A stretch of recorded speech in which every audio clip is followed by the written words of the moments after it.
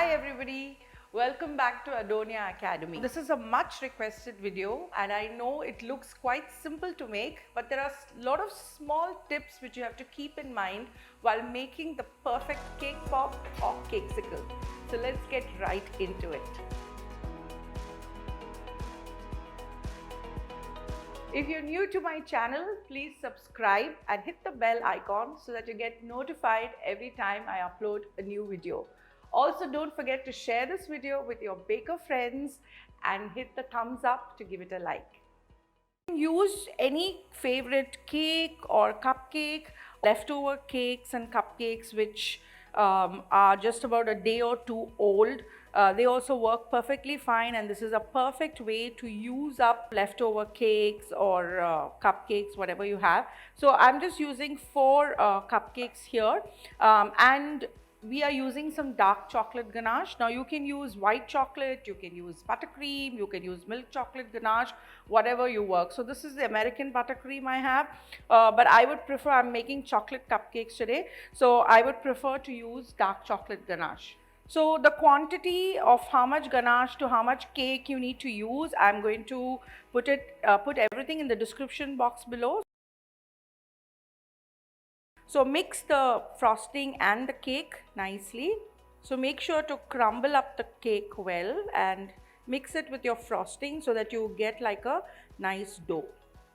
So once the mixture is ready, it should feel like a dough, like when you take it in your hands and make like a ball, it should just stay together and not crumble up. So that's when you know that the consistency is fine.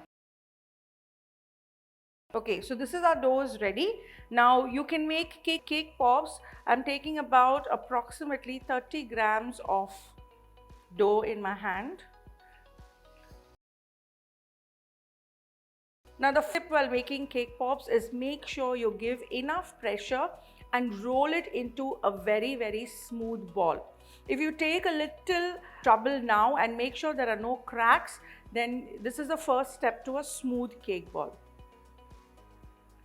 Okay, so if you see here, it's absolutely smooth. So I'm just putting it into. Now if you want even sized cake balls, it's always recommended to use the weighing scale to measure about 30 grams of dough, but I'm just eyeballing it. So now we're going to put this in the fridge for it to chill. Don't put it in the freezer, even if you're in a hurry. Now these are things which can't be made in a hurry, unfortunately, but don't put it in the freezer. You don't want it to freeze, you just want it to chill well.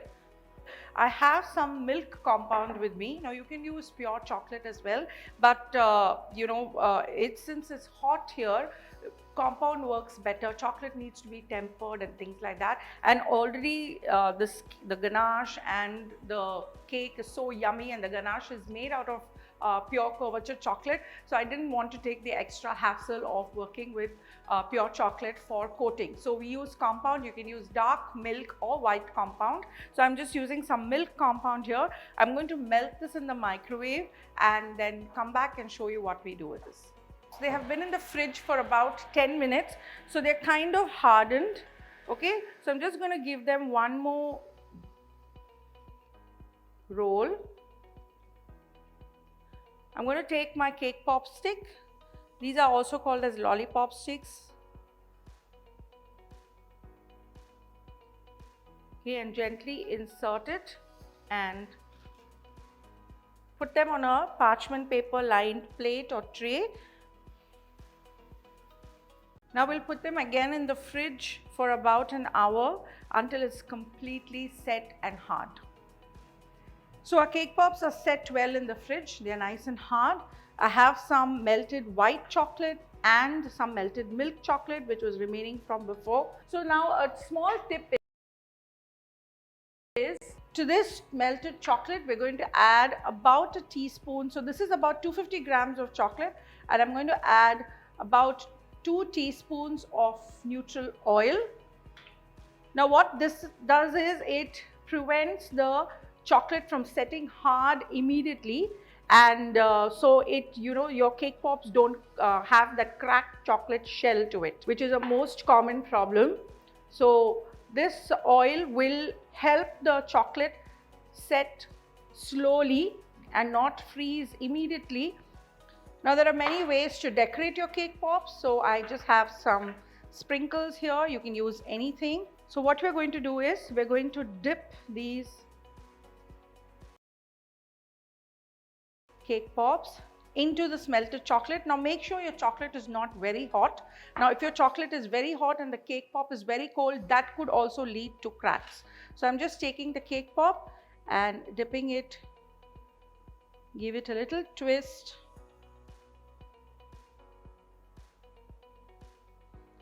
Tap it well to take out the excess chocolate. Now you can either leave it plain or you can just sprinkle some decorations. Now I have a styrofoam dummy here. So I'm just going to poke it and let the excess chocolate drip and the cake pop set.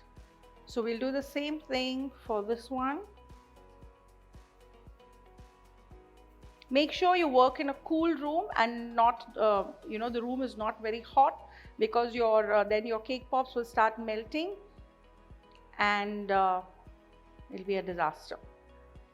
So I'm going to add these sprinkles.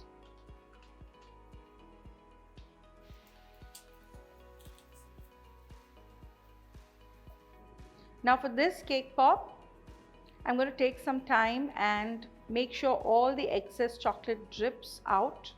And then I'm going to take some white chocolate in a spoon and just drizzle it over.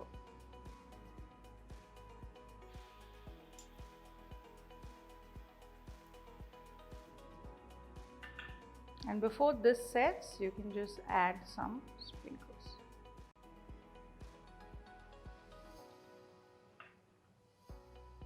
And use the milk chocolate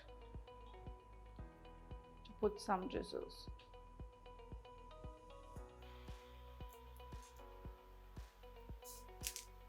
Now let these set in a cold room itself. You don't have to refrigerate them immediately, because if you see, the cold cake pops will help in